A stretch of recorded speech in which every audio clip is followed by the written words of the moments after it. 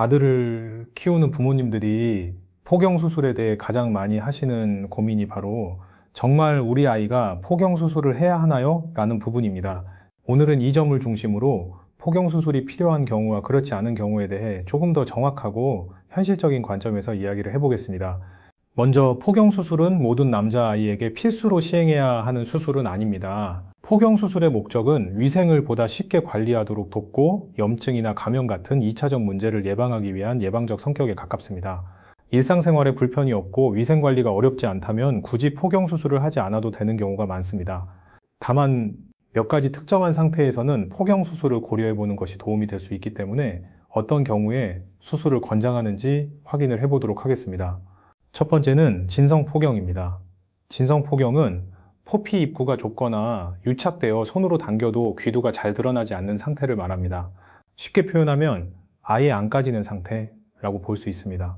다만 유아기에서 초등학교 저학년 아이들은 귀두가 자연스럽게 드러나지 않는 경우가 흔하기 때문에 나이가 어린데 안 까진다? 그럼 무조건 진성포경이다 라고 단정할 수 없습니다.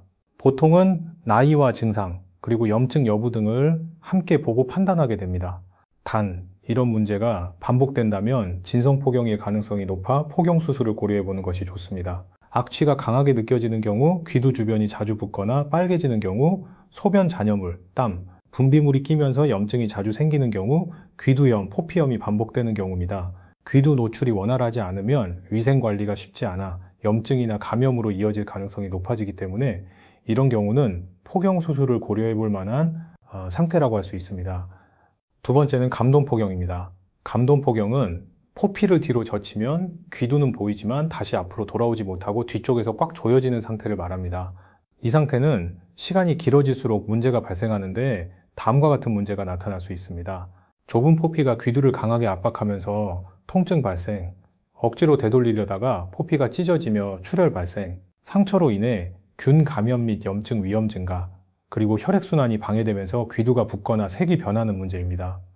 특히 아이가 성장기인 경우라면 감돈 상태가 반복될수록 성기 발달에도 좋지 않은 영향을 줄 수 있습니다. 이런 이유로 감돈 포경의 경우 또한 포경수술을 고려해보면 좋은 상황 중 하나에 속합니다. 포경수술은 반드시 해야 하는 수술은 아니지만 진성포경이나 감돈포경처럼 위생관리와 건강에 직접적인 영향을 줄 수 있는 상태라면 포경수술을 고민해보는 것이 도움이 될 수 있습니다. 부모님 입장에서 아이의 상태를 정확히 판단하기 어려운 경우도 많기 때문에 가볍게 진료를 받아보고 현재 상황을 정확히 확인한 뒤 결정하는 것도 좋은 방법 중 하나이니 이 부분 또한 함께 참고해 보시면 좋을 것 같습니다.